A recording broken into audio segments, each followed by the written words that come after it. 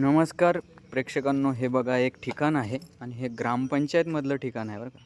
तुकडोजी महाराज यांनी आपल्या कीर्तनेतून लोकांच्या मनावर, विचारांवर जी धूळ साचली होती ती धूळ दूर करण्याचं काम केलेलं आहे आणि हे ग्रामपंचायतने उत्तम असं त्यांचं कार्य दाखवणारं आश्रम तयार केलेलं आहे.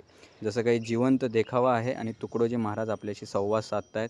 इथं वेगवेगळे कार्यक्रम होत असतात, भजन होत असतात आणि शाळकरी मुलं येऊन पेटी वादन शिकत असतात, वेगवेगळे उपक्रम होत असतात, समाज प्रबोधनाचे कार्यक्रम या ठिकाणी होतात. सुंदर असं आहे आणि विश्वासच बसत नाही की एक ग्रामपंचायत लोकसहभागातून आणि ग्रामपंचायतच्या निधीतून इतकं सुंदर असं आश्रम तयार करू शकतं.